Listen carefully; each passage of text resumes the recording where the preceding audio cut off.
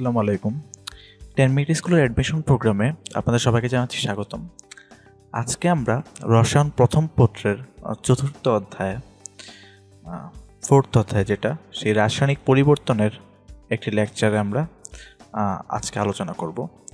রাসায়নিক পরিবর্তন আমরা গিয়ে এই অধ্যায়টিকে 4টি লেকচারে ভাগ করেছিলাম। তো এর মাঝে 3টি লেকচার এর মধ্যে আমাদের শেষ হয়ে গেছে।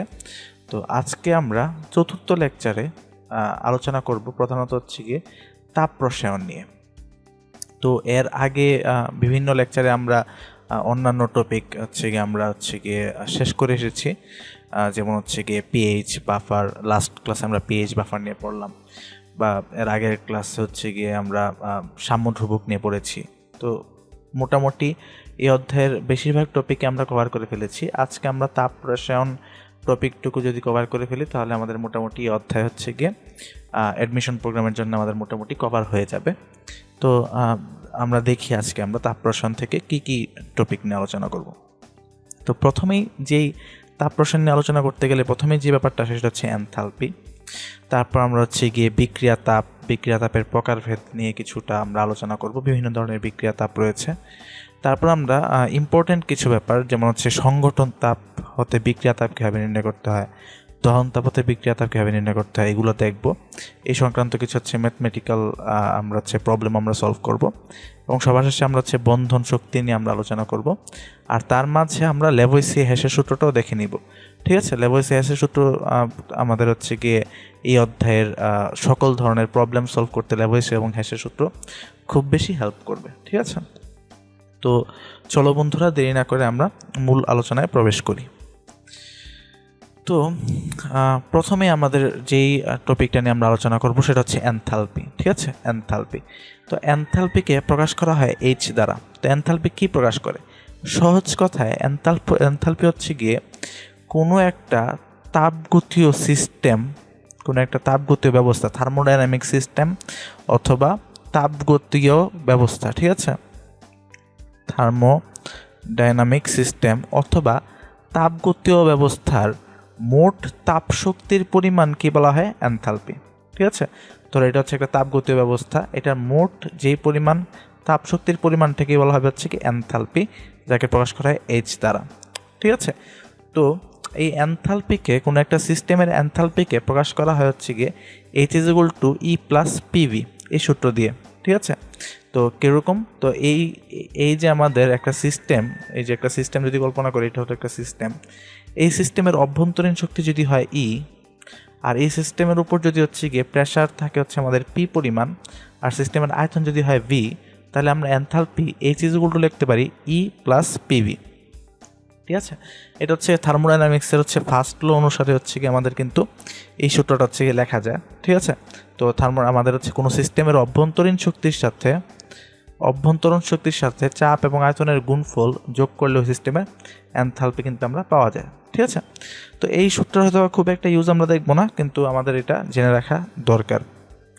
তো এখন কথা গিয়ে এই এনথালপির পরিবর্তনই কিন্তু কোনো একটা বিক্রিয়ার তাপীয় পরিবর্তন। তার মানে আমরা যে আজকে আলোচনা করব যে কোনো একটা বিক্রিয়ার তাপ উৎপন্ন হয়েছে বা বিক্রিয়ার তাপ হ্রাস হয়েছে, তাপ হারে বিক্রিয়া নাকি তাপ উৎপাদে বিক্রিয়া, সব কিছুই কিন্তু আমরা অ্যাকচুয়ালি বিক্রিয়ার তাপীয় পরিবর্তন হিসাব করব। এবং বিক্রিয়ার তাপীয় পরিবর্তন হিসাব করা মানেই কিন্তু গিয়ে বিক্রিয়ার এনথালপি হিসাব করা, তার মানে বিক্রিয়ার এনথালপির পরিবর্তন বা ডেলএইচ হিসাব করা।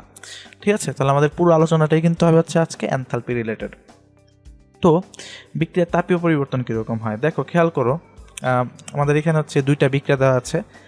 বিক্রিয়া নিয়ে আমরা আলোচনা করছি। একটা এক্সোথার্মিক, ঠিক আছে, বা তাপ উৎপাদী বিক্রিয়া, আর একটা এন্ডোথার্মিক বা তাপহারী বিক্রিয়া। দেখো, এক্সোথার্মিক বিক্রিয়ার ক্ষেত্রে এই যে আমাদের এগুলো রিঅ্যাক্ট্যান্টস, তার মানে বিক্রিয়ক। দেখো, বিক্রিয়কগুলোর অভ্যন্তরীণ শক্তি প্রোডাক্টস বা উৎপাদকগুলোর অভ্যন্তরীণ শক্তি অপেক্ষা বেশি। তার মানে যখন বিক্রিয়ক উৎপাদে পরিণত হলো, অভ্যন্তরীণ শক্তি আমাদের কি হচ্ছে? কমে যাচ্ছে। তো অভ্যন্তরীণ শক্তি যেহেতু কমে যাচ্ছে, যে অতিরিক্ত শক্তিটা বিক্রিয়কে সঞ্চয় করা ছিল, সেটা কি হয়? সেটা তাপ শক্তি আকারে নির্গত হয়। এই যেই অতিরিক্ত শক্তিটা তাপ শক্তি আকারে নির্গত হয়, এটাই কিন্তু আমাদের কি করে মনে হয় যে আমাদের তার চারিপাশের, তার মানে তার আশেপাশের পরিবেশের কি করে আমাদের হচ্ছে গিয়ে তাপমাত্রা বৃদ্ধি করে বা আশেপাশের পরিবেশে তাপ প্রদান করে। এই জন্য এটাকে বলা হচ্ছে এক্সোথার্মিক রিয়াকশন। এটাকে কি বলা হচ্ছে? Exothermic reaction.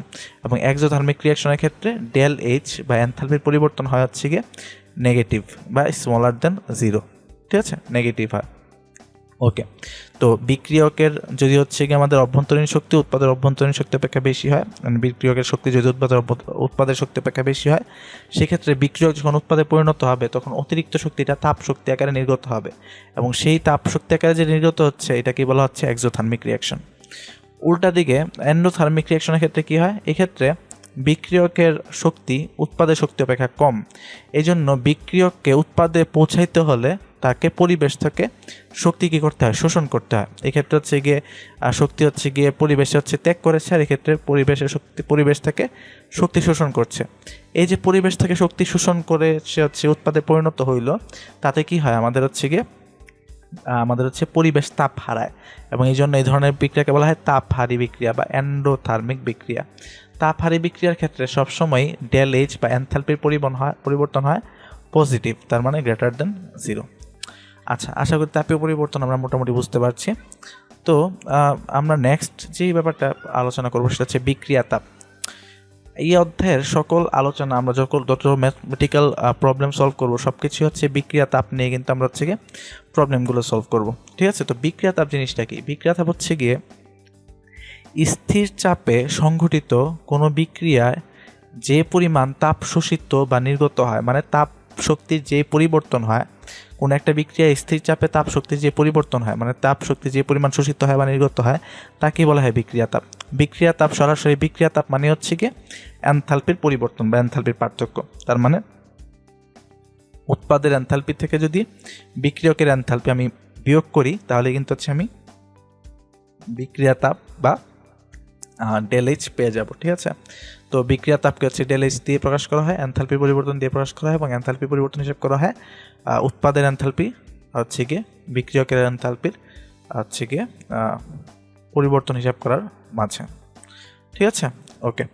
তো বিক্রিয়া তাপকে যেহেতু হচ্ছে গিয়ে প্রতি মোলে হিসাব করা হয়, ঠিক আছে, যদি বিক্রিয়া তাপকে প্রতি মোলে হিসাব করা হয় সেক্ষেত্রে কেজি মোল ইনভার্স 1 এককে প্রকাশ করা হয়। আর যদি হচ্ছে গিয়ে প্রতি মোলে হিসাব না করা হয়, পার মোল হিসাব না করা হয়, সেক্ষেত্রে আমাদের হচ্ছে বিক্রিয়া তাপকে ডেল এইচকে কিলোজোল এককে হিসাব করা হয়। আর যদি হচ্ছে গিয়ে প্রতি মোল এককে হিসাব করা হয় সেক্ষেত্রে কিলোজোল পার মোল এককে প্রকাশ করা হয়। তো যদি আমরা কখনো ডেল এইচের একক দেখি যে কিলোজোল পার মোল, সেক্ষেত্রে কিন্তু আমরা অবশ্যই হচ্ছে মাথায় রাখবো যে এটা হচ্ছে গিয়ে পার মোলে হিসাব করা হয়েছে, যে প্রতি 1 মোলের জন্য আমাদের এই বিক্রিয়া তাপটা কার্যকর। কিন্তু যদি আমি দেখি যে ডেল এইচের মানটা হচ্ছে গিয়ে প্রকাশ করা হচ্ছে কিলোজুলে, তার মানে হচ্ছে গিয়ে এই বিক্রিয়ায় যে পরিমাণ বিক্রিয়ক অংশগ্রহণ করেছিল সেই পরিমাণ বিক্রিয়কের জন্য আমাদের হচ্ছে গিয়ে বিক্রিয়া তাপ হিসাব করা হয়েছে। ঠিক আছে, তো এটা কিন্তু হচ্ছে গিয়ে প্রতি একক মোলের জন্য কিন্তু হিসাব করা হয়নি।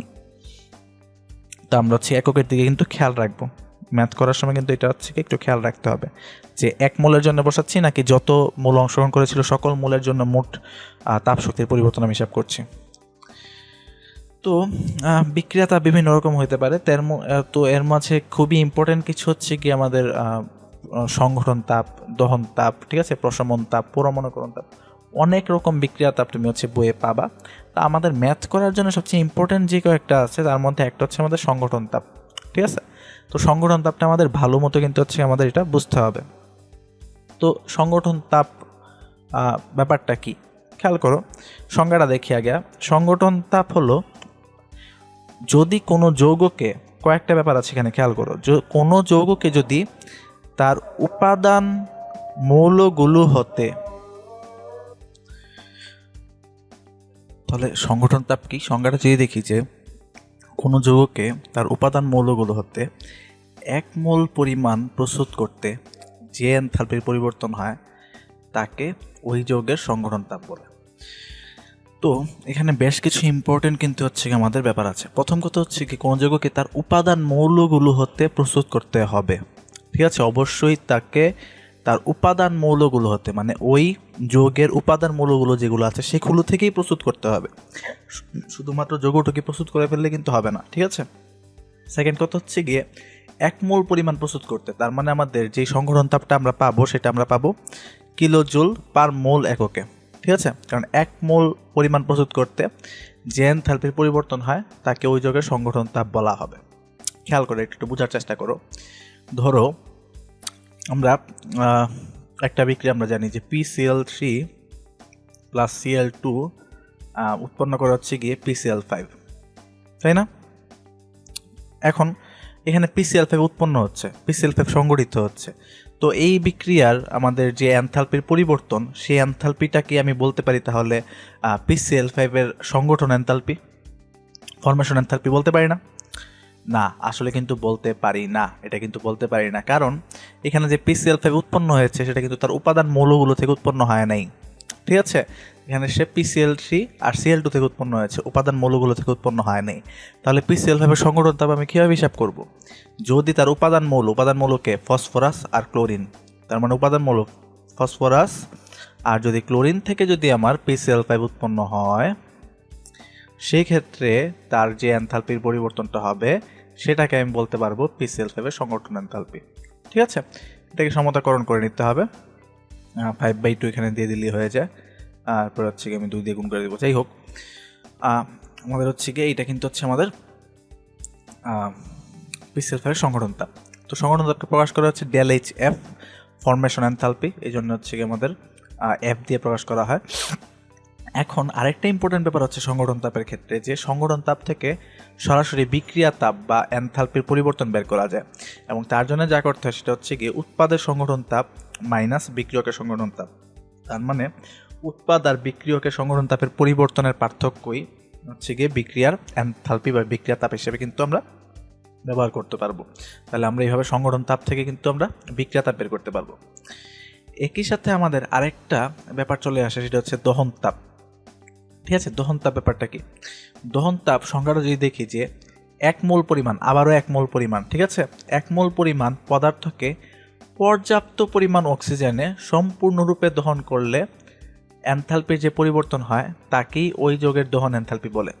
আবারও বেশ কিছু ইম্পর্টেন্ট ব্যাপার, 2টা ইম্পর্টেন্ট ব্যাপার আমি এখানে তোমাদেরকে হচ্ছে দেখে দিতে চাই। একটা হচ্ছে গিয়ে পর্যাপ্ত পরিমাণ অক্সিজেন, তার মানে অক্সিজেন এনাফ থাকতে হবে, ঠিক আছে। অক্সিজেন হচ্ছে কি যতটুকু দরকার তার থেকে কম যদি অক্সিজেন থাকে তাহলে কিন্তু এটাকে আমি যেই তাপটা নির্গত হবে সেটাকে আমি দহন তাপ বলতে পারবো না, ঠিক আছে। পর্যাপ্ত পরিমাণ অক্সিজেন থাকতে হবে। সেকেন্ড কথা হচ্ছে সম্পূর্ণরূপে দহন হইতে হবে। আংশিক দহন হইলে সেক্ষেত্রে কিন্তু আমার যেই তাপ নির্গত হবে সেটাকে দহন তাপ বলতে পারবো না। একটু উদাহরণ যদি দেখি, কার্বন হচ্ছে অক্সিজেনের সাথে বিক্রিয়া করে আমাদের হচ্ছে কার্বন মনোক্সাইড উৎপন্ন করে, ঠিক আছে। এখানে হচ্ছে হাফ অক্সিজেন। তো এটা কিন্তু একটা দহন তাপ, আমি বলতে পারি যে কার্বন অক্সিজেন দিয়ে আমি হচ্ছে পুরাচ্ছি, ঠিক আছে, দহন করতেছি, কার্বন মনোক্সাইড উৎপন্ন হয়েছে। তাহলে এই বিক্রিয়ার যে এনথালপির পরিবর্তন সেটাই মনে হয় হচ্ছে আমাদের দহন তাপ, ঠিক আছে। এটাকে আমি দহন তাপ বলতে পারবো, তাই না? মনে হতে পারে তোমাদের, কিন্তু ব্যাপারটা কিন্তু এটা না, এটাকে আমি দহন তাপ বলতে পারবো না। কেন বলতে পারবো না? কারণ এটাতে আমার কার্বনের সম্পূর্ণরূপে জারণ হয় নাই, সম্পূর্ণরূপে দহন হয় নাই, ঠিক আছে। কারণ কার্বন মনোক্সাইডকে যদি তুমি আবার পর্যাপ্ত পরিমাণ অক্সিজেনের সাথে বিক্রিয়া দাও তাহলে কিন্তু সে আবার হচ্ছে কি হবে, দহন ঘটবে, এবং এক্ষেত্রে কার্বন ডাইঅক্সাইড উৎপন্ন হবে, ঠিক আছে। এবং এখানেও আমাদের কি উৎপন্ন হবে, আমাদের বিক্রিয়া, আমাদের হচ্ছে তাপ আমাদের কিন্তু উৎপন্ন হবে, ঠিক আছে।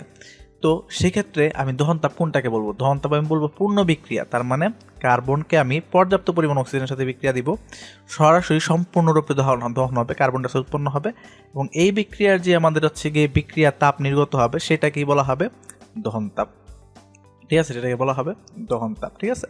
তো এই দুইটা আংশিক বিক্রিয়া যোগ করে দহন তাপ পাওয়া যায়, কিন্তু তোমাদের মাথায় রাখতে হবে যে কোনো একটা 1 মোল পরিমাণ পদার্থকে পর্যাপ্ত পরিমাণ অক্সিজেনে সম্পূর্ণরূপে দহন করলেই যেই এনথালপিটা পাওয়া যায় শুধুমাত্র সেটাকে কিন্তু আমি দহন তাপ বলবো, আমাদের হচ্ছে যদি অক্সিজেন পর্যাপ্ত পরিমাণ না থাকে অথবা যদি দহনটা যদি সম্পূর্ণরূপে না হয় সেক্ষেত্রে কিন্তু আমি এটাকে দহন তাপ বলবো না, ঠিক আছে। আচ্ছা, এখন দহন তাপ থেকে আবার বিক্রিয়া তাপ হচ্ছে নির্ণয় করা যায়। দহন তাপ থেকে বিক্রিয়া তাপ নির্ণয় করার জন্য আগের মতোই আমাদের হচ্ছে এই ক্ষেত্রে আমি কি করবো, ΔH = বিক্রিয়ক সমূহের মোট দহন এনথালপি মাইনাস উৎপাদক সমূহের মোট দহন এনথালপি, একটু কিন্তু পার্থক্য আছে আগের আমাদের সূত্রগুলো থেকে। এগুলোতে আমরা কি করেছিলাম, যে সংগঠন তাপের ক্ষেত্রে সূত্রটা ছিল উৎপাদের সংগঠন তাপ মাইনাসের বিক্রিয়কের সংগঠন তাপ। আর এই ক্ষেত্রে আমাদের দহন তাপের ক্ষেত্রে সূত্রটা হচ্ছে গিয়ে বিক্রিয়ক সমূহের মোট দহন এনথালপি মাইনাস উৎপাদ সমূহের মোট এনথালপি। ঠিক আছে, এটা কিন্তু আমরা একটু খেয়াল করব। তো দহন তাপ যদি আমাদের হাতে দেয়া থাকে, ঠিক আছে, সেক্ষেত্রে কিন্তু আমি হচ্ছে গিয়ে এভাবে আমরা হচ্ছে গিয়ে বিক্রিয়া তাপ নির্ণয় করতে পারবো। এখানে আরেকটা একটু ইম্পর্ট্যান্ট একটা ব্যাপার দেখিয়ে দিই, যে মাঝে মাঝে কিন্তু কোনো একটা মৌলের দহন তাপ অন্য একটা যৌগের সংগঠন তাপ হয়ে যেতে পারে। কেমন? ধরো এখানে এই কথাটা বলি, কার্বন অক্সিজেনের সাথে বিক্রিয়া করে সম্পূর্ণরূপে দহন হচ্ছে, পর্যাপ্ত পরিমাণ অক্সিজেনের সাথে বিক্রিয়া করে কার্বন ডাইঅক্সাইড উৎপন্ন করতেছে। ঠিক আছে, এখানে আমাদের যে ডেলএইচটা আমাদের হচ্ছে গিয়ে উৎপন্ন হচ্ছে, যে পরিমাণ তাপ শক্তি উৎপন্ন হচ্ছে সেটা হচ্ছে তার দহন তাপ। তাহলে আমি এই যে আমাদের এই ডেলএইচটাকে বলতে পারি যে কার্বনের দহন তাপ। ঠিক আছে, কার্বনের দহন তাপ এটা বলতে পারি 1 মোল পরিমাণের জন্য, খেয়াল রাখতে হবে, একক হবে কিলোজুল পার মোল। আবার একই সাথে এই বিক্রিয়ায় কিন্তু কার্বন ডাইঅক্সাইড উৎপন্ন হচ্ছে, তার মানে আমি ডেলএইচটাকে আবার প্রকাশ করতে পারি যে কার্বন ডাইঅক্সাইডের সংগঠন তাপ। তার মানে কিন্তু আমি হচ্ছে গিয়ে তোমাদের যখন হচ্ছে গিয়ে প্রশ্নের মধ্যে দেওয়া থাকবে যে কার্বনের হচ্ছে দহন তাপ, তো তুমি কিন্তু এটা প্রয়োজনে কিন্তু হচ্ছে গিয়ে কার্বন ডাইঅক্সাইডের সংগঠন তাপ হিসাব করতে পারো। আবার ধরো হচ্ছে গিয়ে হাইড্রোজেনের দহন তাপ, ঠিক আছে, হাইড্রোজেনের হচ্ছে গিয়ে দহন তাপ, তো এইটাকে কিন্তু তুমি প্রয়োজন হচ্ছে গিয়ে পানির সংগঠন তাপ হিসেবে হিসাব করতে পারো।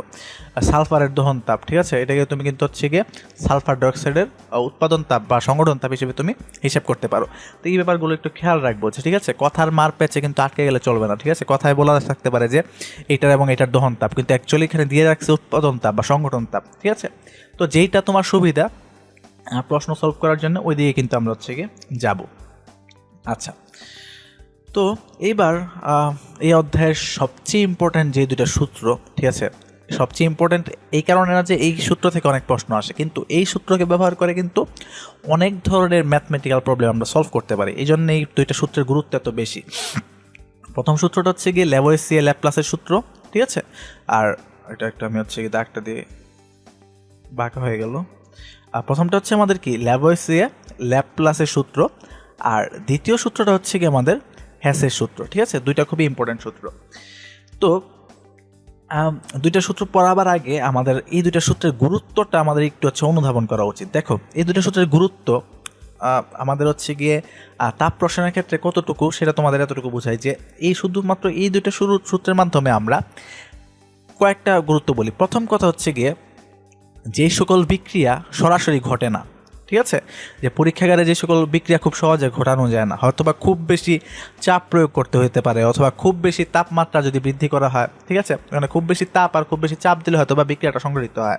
তার মানে পরীক্ষাগারে যদি বিক্রিয়াটা সংঘটিত করা যদি খুব কঠিন হয়ে থাকে বা অনেক বেশি হচ্ছে খরচ সাপেক্ষ হয়ে থাকে, সেক্ষেত্রে কিন্তু আমি বিক্রিয়াটাকে সংঘটিত না করে সরাসরি হচ্ছে গিয়ে আমরা এই সূত্রগুলোর মাধ্যমে কিন্তু হচ্ছে গিয়ে সেই বিক্রিয়া তাপ নির্ণয় করে ফেলতে পারি। ঠিক আছে, এটা গেলে একটা কথা, যে সকল বিক্রিয়া খুব সহজে সংঘটিত হয় না সেই সকল বিক্রিয়ার হচ্ছে গিয়ে আমরা হচ্ছে গিয়ে বিক্রিয়া তাপ নির্ণয় করতে পারি।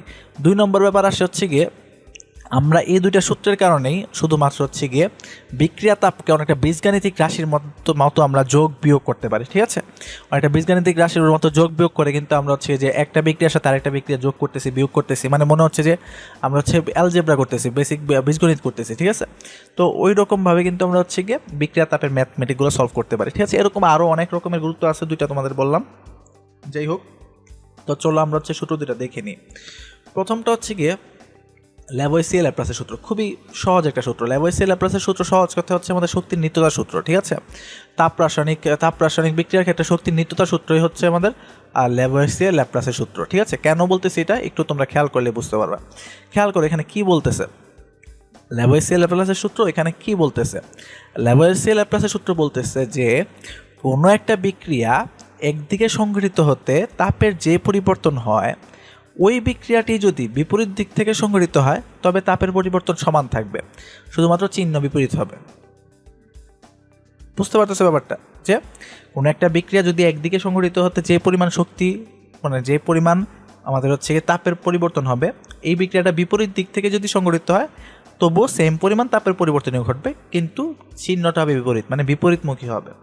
ঠিক আছে, তার মানে হচ্ছে গিয়ে খেয়াল করো শক্তি নির্ধারণ সূত্রের মতোই, কিন্তু ধরো একটা বিক্রিয়া হচ্ছে গিয়ে এ বিতে পরিণত হচ্ছে এবং এক্স পরিমাণ তাপ কি হচ্ছে শোষিত হচ্ছে। এখন যদি বি যদি আবার এতে পরিণত হয়, সেক্ষেত্রেও এক্স পরিমাণ তাপেরই পরিবর্তন ঘটবে, কিন্তু এখন কি হবে, এক্স পরিমাণ তাপ নির্গত হবে। ঠিক আছে, শেষমেশ কিন্তু আমাদের মোট তাপ শক্তির পরিবর্তন 0। এ বিতে পরিণত হয়েছে, বি আবার এতে পরিণত হয়েছে, শেষমেশ এ কিন্তু এর জায়গাতেই আছে, তাপ শক্তির পরিবর্তন কিন্তু হচ্ছে 0। তাপ শক্তি তাহলে হচ্ছে আমাদের কি আছে, নিত্য আছে, মানে ধ্রুবক আছে। কিন্তু এ থেকে যদি বিতে পরিণত হয়, যতটুকু শক্তি নির্গত হবে, মানে যতটুকু শক্তি শোষিত হবে, বি আবার এতে পরিণত হলো, ঠিক ততটুকু শক্তি কী হবে, আবার নির্গত হয়ে যাবে। ঠিক আছে, ঠিক হচ্ছে গিয়ে আমাদের ধরো বিভব শক্তির মতো, কোনো একটা বস্তুকে ধরো হচ্ছে গিয়ে একটা এ বিন্দু থেকে বি বিন্দুতে নিলে যতটুকু শক্তি জমা হয়, সেটাকে আবার ছেড়ে দিলে আবার ঠিক ততটুকু শক্তি হচ্ছে আমাদের নির্গত হয়ে যায়। মনে আছে তো? ওই রকমই কিন্তু হচ্ছে গিয়ে ব্যাপারটা একদম শক্তি নির্ধারণ সূত্রের মতোই। তো এটা গেল আমাদের প্রথম সূত্র, লেভয়েসি ল্যাপ্লাসের সূত্র। সেকেন্ড সূত্রটা হচ্ছে হেসের সূত্র। এটা আরেকটু মজার সূত্র। হেসের সূত্রে কি বলে? হেসের সূত্র বলতেছে যে কোনো একটা বিক্রিয়ার বিক্রিয়ক আর উৎপাদক যদি স্থির থাকে, ঠিক আছে, কোনো একটা বিক্রিয়ার যদি বিক্রিয়ক ঠিক আছে, উৎপাদ ঠিক আছে, ঠিক আছে, তারা কোনো নড়াচড়া করতেছে না, তাদের মধ্যে কোনো চেঞ্জ নেই, তাইলে বিক্রিয়াটা কি এক ধাপে সংঘটিত হইতেছে নাকি বহু ধাপে সংঘটিত হইতেছে? ঠিক আছে, এটা কোনো কিছু ম্যাটার করে না। ঠিক আছে, যত ধাপেই সংঘটিত হোক না কেন, যতভাবেই সংঘটিত হোক না কেন, বিক্রিয়ক আর উৎপাদ যদি সেম থাকে, তাহলে আমাদের সবসময় মোট তাপ শক্তির পরিবর্তন সমান হবে। যেমন এখানে একটা উদাহরণ দেওয়া আছে, এখানে হচ্ছে আমাদের এ হচ্ছে বিক্রিয়ক, সি হচ্ছে আমাদের উৎপাদ। এখন এ সিতে কীভাবে এ সিতে কীভাবে পরিণত হতে পারে? এ প্রথমে বিতে পরিণত হবে, তারপর সিতে পরিণত হবে, অথবা এ সরাসরি সিতে পরিণত হবে। এখন এটা কি এক ধাপে সংঘটিত হচ্ছে নাকি একাধিক ধাপে সংঘটিত হচ্ছে, এটা ম্যাটার করে না। কথা হচ্ছে গিয়ে এ থেকে সিতে পরিণত হওয়ার সময় সবসময় তাপ শক্তির মোট পরিবর্তন কী হবে, সমান হবে। তার মানে কি, ধরো এ সরাসরি সিতে পরিণত হইলে ডেল এইচ পরিমাণ এনথালপির পরিবর্তন হয়। এ যদি সরাসরি সিতে পরিণত হয়, তবে এনথালপির পরিবর্তন হচ্ছে গিয়ে ডেল এইচ। আর এ যদি হচ্ছে গিয়ে প্রথমে বিতে পরিণত হয়, তাহলে এনথালপির পরিবর্তন ডেল এইচ 1, আর বি সিতে পরিণত হইতে হইলে এনথালপির পরিমাণ ডেল এইচ 2। তাহলে এ সিতে পরিবর্তিত হইতে হইলে মোট এনথালপির পরিবর্তন কত? এই রাস্তা হচ্ছে del H 1 plus del H 2 সূত্র অনুসারে। তাহলে এই ডেল এইচ হবে এই del H 1 plus del H 2 সমান, কারণ আমাদের মোট তাপ শক্তির পরিবর্তন সবসময় সমান হবে। এখানে del H is equal to del H 1 plus del H 2। এটা হচ্ছে হেসের সূত্র। তো লেভয়েসি ল্যাপ্লাসের সূত্র ইউজ করে আমরা কোনো একটা বিক্রিয়াকে বীজগাণিতিক রাশির মতো একটার সাথে একটা যোগ করতে পারি, উল্টাইতে পারি। ঠিক আছে, বিপরীত বিক্রিয়ার ক্ষেত্রে আমি তাপ শক্তি নির্ণয় করে ফেলতে পারি। ঠিক আছে, বিভিন্নভাবে কিন্তু আমরা এটা ইউজ করতে পারবি। এবং আমরা যে সকল ম্যাথমেটিক প্রবলেম সলভ করব, বেশিরভাগ ম্যাথমেটিক সলভ প্রবলেম কিন্তু আমরা এই সূত্রগুলোর মাধ্যমে সলভ করব। ঠিক আছে, তো এটা কিন্তু একটা ভালো একটা কনসেপ্ট এখানে রাখা জরুরি। তো চলো আমরা কিছু গুরুত্বপূর্ণ গাণিতিক সমস্যা হচ্ছে সলভ করে ফেলি। ঠিক আছে, তো এটা খুবই সহজ একটা সমস্যা। ঠিক আছে, বলা হচ্ছে যে নিচের তথ্যগুলো থেকে মনোক্লিনিক সালফার থেকে রম্বিক সালফারে রূপান্তরের ফলে কি পরিমাণ এনথালপির পরিবর্তন হয় তা নির্ণয় করো। কি দেয়া আছে আমাদের হচ্ছে গিয়ে মনোক্লিনিক সালফারের দহন তাপ, আর দেয়া আছে রম্বিক সালফারের দহন তাপ। ঠিক আছে, তো একদম এটা খুব ইজিলি করা যায়। আমি শুধু হচ্ছে গিয়ে যদি আমরা একদম সরাসরি যদি এটা হচ্ছে গিয়ে আমরা কী করে ফেলি, দুইটা হচ্ছে আমাদের রিয়াকশন যদি হচ্ছে একটা থেকে বিয়োগ দিই, তাহলে কিন্তু কী হয়ে যায়, এস মনোক্লিনিক মাইনাস এস হচ্ছে গিয়ে আমাদের রম্বিক। ঠিক আছে, এস হচ্ছে আমাদের ইজুগুলটা আমি লিখতে পারি, এস হচ্ছে রম্বিক, এই অক্সিজেন কাটা যাবে, সালফার ডাইঅক্সাইড কাটা যাবে। ঠিক আছে, তাহলে ডেল এইচ ইজুগুলটা আমাদের কি থাকে, ডেল এইচ ইজুগুলটা আমাদের থাকবে, যেহেতু প্রথম রিয়াকশন থেকে সেকেন্ড রিয়াকশন আমি হচ্ছে বিয়োগ দিয়েছি, তাহলে আমাদের হবে কি মাইনাস 71.7 মাইনাসের মাইনাস 71.7। এখানে একটা ছোট্ট একটা ভুল আছে, ছোট্ট ভুলটা হচ্ছে কি আমাদের এখানে এই 71.7 হবে না, এটা হবে 71.1। ঠিক আছে, তাহলে আমার এখানে আছে 71.7 না 71.1। আমাদের ম্যাথটা একটু আমাদের হচ্ছে একটা ডাটায় ভুল ছিল, তাহলে 71.1। তাহলে সেক্ষেত্রে আমাদের এটা যদি হিসাব করি, তাহলে আমি কী পাবো, মাইনাসের, ঠিক আছে, 0.6 কিলো জুল, কিলো ক্যালোরি। ঠিক আছে, জুল না, এককটা দেওয়া আছে ক্যালোরিতে। তো এটাই কিন্তু আমাদের হচ্ছে গিয়ে পরিবর্তন, এটাই কিন্তু আমাদের হচ্ছে গিয়ে মনোক্লিনিক সালফার থেকে রম্বিক সালফারে পরিণত হইতে হইলে যে পরিমাণ এনথালপির পরিবর্তন হয়। তাহলে আমাদের কী হচ্ছে 0.6 কিলো ক্যালোরি হচ্ছে কি আমাদের কী হইতেছে, আমাদের এনথালপি হচ্ছে আমাদের কী হচ্ছে, আমাদের হচ্ছে কি হ্রাস ঘটতেছে বা তাপ উৎপন্ন হচ্ছে। তো এটা কিন্তু আমাদের আনসার। ওকে, একদম সহজ একটা ব্যাপার। আমরা সিম্পল হচ্ছে গিয়ে হেসে সূত্র ব্যবহার করি হচ্ছে কিন্তু আমরা এটা করতে পারি, এটা রম্বিক সালফার। আচ্ছা এবার এই প্রশ্নটাকে আবার দহন তাপ ইউজ করেও তুমি করতে পারো, ঠিক আছে। এখানে কিন্তু আমি যদি বলি যে অ্যাকচুয়ালি আমার বিক্রিয়াটা কি, একটু আমি জাস্ট বোঝানোর জন্য বলে দিই। বিক্রিয়াটা হচ্ছে আমাদের কি, এস মনোক্লিনিক পরিণত হচ্ছে এস রম্বিক সালফারে পরিণত হচ্ছে। তাহলে আমাদের দহন তাপের সূত্র অনুযায়ী ডেল এইচ ইকুয়াল টু হচ্ছে কি আমাদের বিক্রিয়কের দহন তাপ কত হচ্ছে আমাদের মনোক্লিনিকের 71.7 মাইনাসের উৎপাদের দহন তাপ মাইনাস হচ্ছে 71.1, ঠিক আছে। একই কিন্তু আনসার আসে 0.6, ঠিক আছে, মাইনাসে 0.6 কিলো ক্যালোরি, এটাই কিন্তু আনসার আসে, ঠিক আছে। ওইভাবে আমি করতে পারি জাস্ট দেখানোর জন্য আর কি, ঠিক আছে। এইভাবে করতে হবে, তোমার এমন কোনো কথা নেই, যেভাবে তোমার সুবিধা ওইভাবে কিন্তু করতে পারো। এবার আমরা চলে যাব হচ্ছে নেক্সট প্রশ্নে। এই প্রশ্নটিতে বলা হচ্ছে যে দেখো বলা হচ্ছে নিম্নের বিক্রিয়াগুলো হতে কার্বনের প্রমাণ দহন তাপ নির্ণয় করো।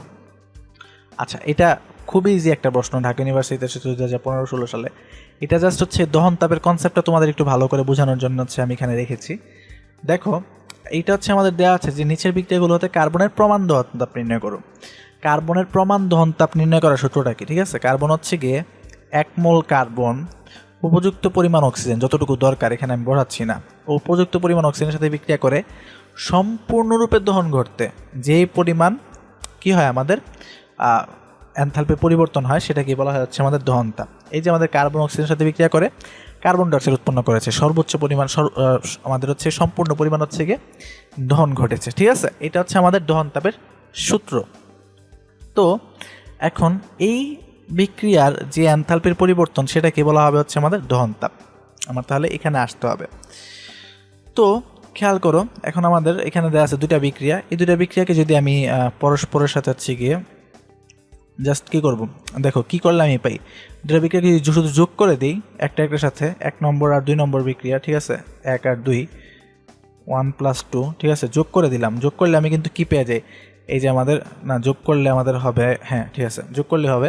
যোগ করলে আমি কী পেয়ে যাই, এই যে দেখো কার্বন প্লাস এই হাফ অক্সিজেন আর হাফ অক্সিজেন মিলে হচ্ছে একটা ফুল অক্সিজেন। এই পাশে আছে কার্বন মনোক্সাইড, এই পাশে আছে কার্বন মনোক্সাইড, সেটা আর থাকবে না। তাহলে আমাদের কি থাকতেছে, কার্বন ডাইঅক্সাইড। তাহলে আমাদের হচ্ছে ডেলে যে পরিমাণ কী হইতেছে, আমাদের হচ্ছে গিয়ে মাইনাসের 111.0 আর হচ্ছে গিয়ে যেহেতু যোগ করতেছি প্লাস মাইনাসের 283.0, এটা হচ্ছে আমাদের কিলো জুল পার মোল, ঠিক আছে। তো আমি হচ্ছে এখানে পাবো হচ্ছে মাইনাসের মোট হবে হচ্ছে গিয়ে মাইনাসের 394 কিলো জুল পার মোল। দেখো তো এটাই কিন্তু আমাদের হচ্ছে দহন তাপের রিয়াকশন। তাহলে এটাকে কিন্তু আমি বলতে পারি কার্বনের প্রমাণ দহন তাপ। ওকে, বা হচ্ছে কি এটাকে আমি লিখতে পারবো del H of formation of carbon dioxide. Okay, তো এটা জাস্ট দহন তাপের কনসেপ্টটা বোঝার জন্য যে সম্পূর্ণরূপে আমাদের হচ্ছে কিন্তু দহন হইতে হবে, ঠিক আছে। এটা একটু জাস্ট ক্লিয়ার হওয়ার জন্য। এবার নেক্সট আমাদের যেই প্রশ্ন নিয়ে আলোচনা করব এটা হচ্ছে হেসের সূত্রের একটা অঙ্ক, হেসের সূত্র প্রয়োগের একটা অঙ্ক দেয়া আছে, যে বলাই আছে যে হেসের সূত্র প্রয়োগ করে হচ্ছে সমাধান করো নিম্নলিখিত বিক্রিয়ার এনথালপির পরিবর্তন হিসাব করো। কি বিক্রিয়া, কার্বনের সাথে হাইড্রোজেনের বিক্রিয়া উৎপন্ন হচ্ছে আমাদের মিথেন, ঠিক আছে, কার্বন আর হাইড্রোজেনের বিক্রিয়া মিথেন উৎপন্ন হচ্ছে, এটা হচ্ছে আমাদের বিক্রিয়া। এই বিক্রিয়ার এনথালপির পরিবর্তন আমি বের করব, ঠিক আছে। এই বিক্রিয়ার এনথালপির পরিবর্তন কোথায় আমি বের করব, আমার কাছে কয়েকটা রিয়াকশন দেওয়া আছে, ঠিক আছে। একটা হচ্ছে আমাদের মিথেনের দহনের রিয়াকশন, কার্বনের দহনের রিয়াকশন, হাইড্রোজেনের দহনের রিয়াকশন, হচ্ছে তিনটার দহন তাপই দেওয়া আছে, মিথেন, কার্বন, হাইড্রোজেনের দহন তাপ দেওয়া আছে। আমি কিন্তু চাইলেই খুব ইজিলি কিন্তু আমি এখানে দহন তাপের সূত্রটা ব্যবহার করে কিন্তু বিক্রিয়ার এনথালপি বের করে ফেলতে পারবো, ঠিক আছে। এটা কিন্তু ইজিলি কীভাবে করবো, উৎপাদকের দহন তাপ বিক্রিয়কের দহন তাপ, তার মানে কার্বন আর গ্রাফাইটের কার্বন আর হাইড্রোজেনের দহন তাপের যোগফল মাইনাস উৎপাদের দহন তাপ, তার মানে মিথেনের দহন তাপ মাইনাস করে দেবো, তাহলে কিন্তু হয়ে যাবে। যাই হোক, এটা আমরা এখানে করব না, আমরা হচ্ছে গিয়ে হেসের সূত্র প্রয়োগ করে এখানে যাওয়ার চেষ্টা করব। দেখো, আমাদের হেসের সূত্র প্রয়োগ করার সময় আমাদের খেয়াল রাখতে হবে, আমি বিক্রিয়ক বা উৎপাদ যে কোনো একটাকে মিলানোর চেষ্টা করব। ঠিক আছে, আমি চাবো যে বিক্রিয়কে আমি এই যে রিঅ্যাকশনগুলোকে এমনভাবে যোগ বিয়োগ করবো যাতে বিক্রিয়কে কার্বন এবং হাইড্রোজেন থাকে, অথবা আমি হচ্ছে গিয়ে বিক্রিয়াগুলোকে এমনভাবে যোগ বিয়োগ করার চেষ্টা করবো যাতে উৎপাদে হচ্ছে মিথেন থাকে। ঠিক আছে, বাকিটা তারপর সরাসরি মিলবে। আমার চেষ্টা থাকবে এরকম একটা রূপ দেয়া। ঠিক আছে, তাহলে আমি কি পেয়ে যাব, আমি দেখি এই কার্বন আর হাইড্রোজেন আমি কোথায় পাবো। এই যে হচ্ছে আমাদের কার্বন 2 নম্বর রিঅ্যাকশন, একটা কার্বন পেয়ে গেলাম, প্লাস তার সাথে আমার লাগবে 2টা হাইড্রোজেন, তাহলে আমার এখানে আছে 1টা হাইড্রোজেন, তাহলে 2 দিয়ে 3 নম্বর রিঅ্যাকশনকে গুণ করব। ঠিক আছে, তাহলে আমি কি পাচ্ছি, তাহলে আমি পাচ্ছি হচ্ছে গিয়ে কার্বন প্লাস আমাদের হচ্ছে গিয়ে 2H2, আর এখানে হচ্ছে 2 দিয়ে গুণ করার কারণে 2 × 1/2 হচ্ছে 1 হয়ে যাবে, আর এখানে একটা অক্সিজেন আছে, তার মানে 2O2। খেয়াল করো, ঠিক আছে, অক্সিজেন প্লাস এখানে একটা oxygen, 2O2 is equal to carbon dioxide plus 2H2O। এটা হচ্ছে আমাদের রিঅ্যাকশনটা। এটার del H is equal to কত হবে বলো তো? এটা del H is equal to কত হবে? এটা del H is equal to হবে -406 2 নম্বর রিঅ্যাকশনের ডেল এইচ। ঠিক আছে, যেহেতু আমি যোগ করছি, প্লাস 2 × মাইনাসের 241.82, আর 3 নম্বরটাকে 2 দিয়ে গুণ করতে হবে। তাহলে আমি হচ্ছে ডেল এইচ মোট আসবে হচ্ছে কি আমাদের -889.77 আমাদের হচ্ছে গিয়ে 77 হচ্ছে গিয়ে কিলোজুল। তো এটা হচ্ছে আমাদের রিঅ্যাকশন। এইবার এটাকে ধরো আমি নাম দিচ্ছি হচ্ছে কি, এটা হচ্ছে আমাদের 4 নম্বর রিঅ্যাকশন। এইবার দেখো, এই 4 নম্বর রিঅ্যাকশন আর আমাদের এই যে কাঙ্ক্ষিত রিঅ্যাকশনের মধ্যে পার্থক্যটা কি? এই 4 নম্বর রিঅ্যাকশন আর কাঙ্ক্ষিত রিঅ্যাকশনের মধ্যে পার্থক্য হচ্ছে আমাদের এখানে হচ্ছে কি, আমাদের কি আছে, 2টা অক্সিজেন। ঠিক আছে, এই যে আমাদের 2টা অক্সিজেনকে আমার এখানে হচ্ছে গিয়ে সরাইতে হবে, আর এদিকে আমাদের হচ্ছে গিয়ে কার্বন ডাইঅক্সাইড আর পানি আছে, এটা হচ্ছে গিয়ে আমাদের সরাইতে হবে। তাহলে আমাদের, ঠিক আছে, তো এটা আমাদের সরাইতে হবে। তাহলে এই আমি কিন্তু চেষ্টা করবো যে কোনো এক সাইড মিলানোর জন্য, তাহলে বিক্রিয়কটাকে মিলাবো। আমি এগুলাকে হচ্ছে গিয়ে বাদ দিয়ে দিলাম, তো আমি শুধু অক্সিজেনটাকে সরাবো। এখন অক্সিজেনটা সরাবো কী হবে? 4 থেকে দেখো, আমি এখানে 1 নম্বর রিঅ্যাকশনের মধ্যে একটা অক্সিজেন আছে, তাহলে আমি 4, ঠিক আছে, ওকে, মাইনাস 2 ×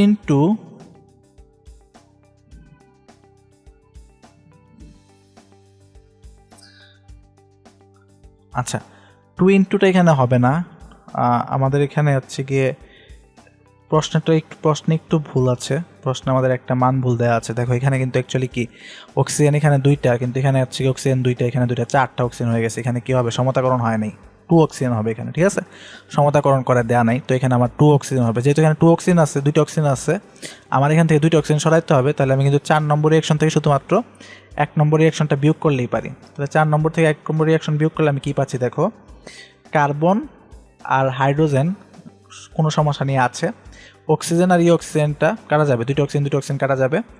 এই মিথেনটা যেহেতু এখানে মাইনাস হিসেবে আসতেছে, এটাকে আমি ডান পাশে দিয়ে দিব। এই যে দিয়ে দিলাম মিথেনটা এই পাশে।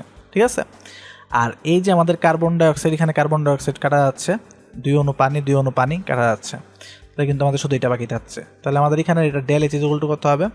এটা ডেল এইচ হবে 4 নম্বরের যে ডেল এইচ 889.77 কিলোজুল মাইনাস 1 নম্বর রিঅ্যাকশনের ডেল এইচ মাইনাসের 849.65 কিলোজুল।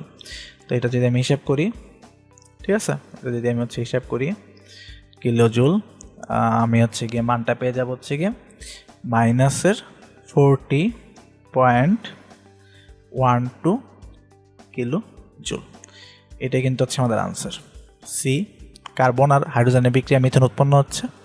এখানে আমাদের হচ্ছে ডেল এইচের পরিবর্তন হচ্ছে কি -40.12 কিলোজুল। আচ্ছা, তো তৃতীয় রিঅ্যাকশনটা শেষ। এবার আমরা চলে যাব হচ্ছে গিয়ে ফোর্থ, যে হচ্ছে আমাদের 4 নাম্বার যে হচ্ছে প্রবলেমটা দেওয়া আছে সেটাতে। এটাও কিন্তু খুবই ইন্টারেস্টিং একটা হচ্ছে আমাদের প্রশ্ন।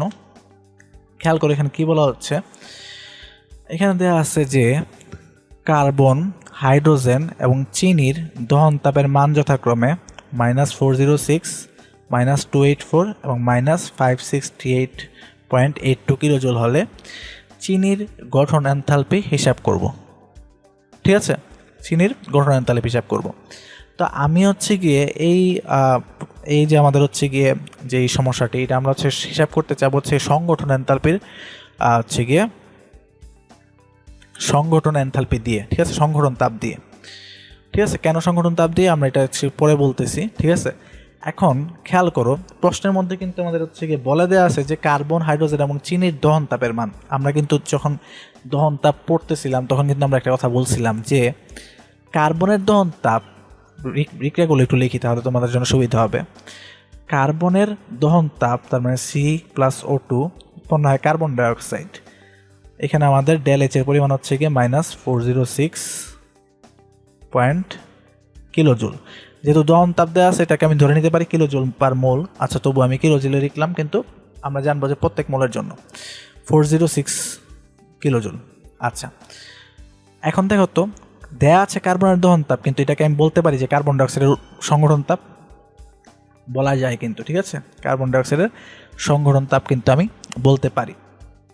তারপর 2 নম্বর যে রিয়াকশনটা সেটা দেওয়া আছে হচ্ছে গিয়ে হাইড্রোজেনের দহন তাপ H2+O2, হাফ O2 হবে এখানে, উৎপন্ন হচ্ছে আমাদের H2O। ঠিক আছে, তো এইটার হচ্ছে ΔH হচ্ছে আমাদের -284 কিলোজুল। আচ্ছা, তার আগে একটা কথা, খুবই ইম্পর্টেন্ট একটা কথা, আমি এখানে যত রিয়াকশন লিখতেছি কোনোটাতে কিন্তু আমি তার রিয়াকশনে হচ্ছে কি আমাদের গাঠনিক অবস্থা লিখতেছি না, কিন্তু তাপ রাসায়নিক সমীকরণ লেখার সময় কিন্তু অবশ্যই অবশ্যই অবশ্যই আমাদের যে অবস্থা, ভৌত অবস্থা যেটা আছে সেটা লিখতে হবে। তার মানে কার্বনের পাশে লিখতে হবে, কার্বন যদি সলিড হয় তাহলে কার্বনের পাশে লিখতে হবে সলিড, অক্সিজেনের পাশে লিখতে হবে গ্যাস। ঠিক আছে, এই কথাগুলো কিন্তু লিখতে হবে। আমি কিন্তু এখানে লিখতেছি না, তার মানে যে তোমরা লিখবে না তা কিন্তু না, তোমরা কিন্তু যখন করবা ম্যাথগুলো তখন কিন্তু লিখে লিখে করবা। ঠিক আছে, তো যাই হোক, তো এখানে যে হাইড্রোজেনের হচ্ছে দহন তাপ দেওয়া আছে, এই হাইড্রোজেনের দহন তাপ মানে কিন্তু আমি বুঝবো যে হচ্ছে গিয়ে পানির সংগঠন তাপ। তার মানে আমি কার্বন ডাইঅক্সাইডের সংগঠন তাপ পেয়ে গেলাম, পানির সংগঠন তাপ পেয়ে গেলাম। 3 নম্বর রিয়াকশন, চিনির দহন তাপ। চিনির সংকেতটা কি? চিনির সংকেত হচ্ছে আমরা কিন্তু জানি যে C12H22O11, এটা হচ্ছে আমাদের চিনির সংকেত, তাই না? এটা আমরা মোটামুটি সবাই জানি। তো চিনির দহন তাপ, চিনিকে যদি আমি হচ্ছে অক্সিজেনের সাথে দহন করি, চিনির সাথে যদি আমি অক্সিজেনের দহন দেই, এই যে আমার দিলাম হচ্ছে অক্সিজেন, উৎপন্ন হবে হচ্ছে আমাদের কি উৎপন্ন হবে, আমরা যেহেতু যে কোনো জৈব যৌগকে যদি আমরা হচ্ছে গিয়ে দহন করি একটা জিনিস উৎপন্ন হয়, দুইটা জিনিস উৎপন্ন হয়, কার্বন ডাইঅক্সাইড হচ্ছে গিয়ে পানি। এখন কতটুকু কার্বন ডাইঅক্সাইড কতটুকু পানি উৎপন্ন হবে, এটাকে আমার একটু সমতাকরণ করতে হবে। দেখো সমতাকরণ কীভাবে করব, সমতাকরণ করার জন্য আমি কিন্তু হচ্ছে গিয়ে যেই পদার্থটা শুধু এক জায়গায় আছে, ঠিক আছে, ওইটার সমতাকরণ করব। যেমন এখানে কার্বন এখানে আছে, কার্বন এখানে আছে, তার মানে এখানে 12টা কার্বন আছে, তাহলে এখানে 12 দিয়ে দিলাম। বুঝতে পারছো ব্যাপারটা? এখন অক্সিজেন এখানেও আছে, এখানেও আছে, এখানেও আছে, এখানেও আছে। অক্সিজেনকে যদি সমতা করতে চাই তাহলে 4টা জায়গায় সমতা করতে হবে, কিন্তু কার্বন, হাইড্রোজেন এগুলো এক জায়গায় করে আছে। তার মানে কার্বন হাইড্রোজেনকে যদি সমতা করতে চাই এক জায়গায় করে ফেললেই হবে। তার মানে আমি আগে করবো হচ্ছে গিয়ে কার্বন এবং হাইড্রোজেনকে বা এক জায়গায় যেটা আছে সেটাকে, আর বাকিগুলো এমনিতেই মিলে যাবে। সমতাকরণ করার সময়টা সবসময় মনে রাখবা। হাইড্রোজেন আছে 22টা, 22, তাহলে আমাদের এখানে হাইড্রোজেন আছে 2টা, এখানে দিয়ে দিলাম 11, হয়ে গেল 22টা হাইড্রোজেন। এখন দেখো তো অক্সিজেন মিলাইতে হবে। অক্সিজেন এখানে আছে হচ্ছে আমাদের 12 দুগুণা 24, আর এখানে আছে 11, তাই না? তার মানে হচ্ছে আমাদের এখানে অ্যাকচুয়ালি আমাদের কত আছে, এখানে 11, এখানে আছে 11।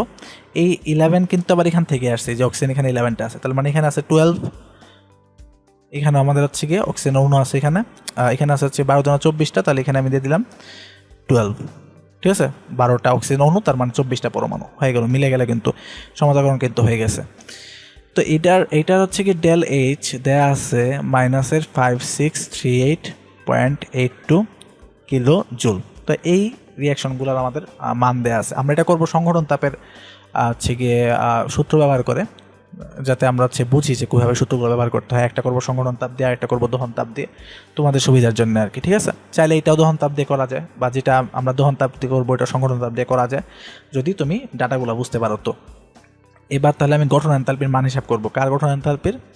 আমাদের হচ্ছে গিয়ে এই যে চিনির অণুর গঠন এনথালপি হিসাব করব। খেয়াল করো, এই যে আমাদের বিক্রিয়াটা আছে, এই বিক্রিয়া তাপ যদি সংগঠন এনথালপি দিয়ে আমি হিসাব করি তাহলে কি আসবে বলতো? Del H is equal to carbon ডাইঅক্সাইডের সংগঠন enthalpy, del H of carbon dioxide plus পানির সংগঠন enthalpy del H F of H2O। ঠিক আছে, লেখা যায় না এটা? আচ্ছা, ভালো কথা। এখানে কয় অণু? এটা হচ্ছে 12 অণু, তাহলে এখানে 12 দিয়ে দিলাম, কারণ এটা কিন্তু পার মোল। ঠিক আছে, এটা হচ্ছে 12, এখানে কিন্তু এক মোলের জন্য, তো এখানে কিন্তু 12 আছে, 12 গুণ করে দিলাম, এখানে 11 আছে, 11 গুণ করে দিলাম। তাহলে উৎপাদের সংগঠন তাপ মাইনাস বিক্রিয়কের সংগঠন তাপ। বিক্রিয়কের সংগঠন তাপ এখানে কোনটা? ডেল এইচ ফরমেশন কার C12 H22 O11, মানে চিনির সংগঠন তাপ। কিন্তু অক্সিজেনের সংগঠন তাপ যেহেতু সে একটা হচ্ছে গিয়ে আমাদের কি একটা মৌলের অণু, ঠিক আছে, সেক্ষেত্রে কিন্তু এটা হচ্ছে গিয়ে আমাদের হচ্ছে গিয়ে কী হবে না, সংগঠন তাপ কিন্তু আমাদের হচ্ছে গিয়ে 0। তার মানে এক্ষেত্রে কিন্তু আমি এটাকে সংগঠন তাপ কত? 0 বসাবো। তো ধরে নেই চিনির সংগঠন তাপ হচ্ছে গিয়ে আমাদের ধরে নিলাম হচ্ছে গিয়ে x। তাহলে আমি এখানে কিন্তু আমি বসাতে পারবো হচ্ছে গিয়ে ডেল এইচ এর মান কত? মাইনাসের 5638.82 ইজ ইকুয়াল টু, ব্র্যাকেটের মধ্যে মানগুলা বসাই, 12 ইন্টু কার্বনের হচ্ছে গিয়ে সংগঠন তাপ কত, কার্বন ডাইঅক্সাইডের সংগঠন তাপ কত? মাইনাসের 406.406 প্লাস পানির সংগঠন তাপ কত? 11 ইন্টু পানির হচ্ছে গিয়ে আমাদের মাইনাসের 284। ঠিক আছে, মাইনাস এটার যেহেতু সংগঠন তাপ ধরছি এক্স, এখানে বসাইলাম হচ্ছে গিয়ে মাইনাসের এক্স।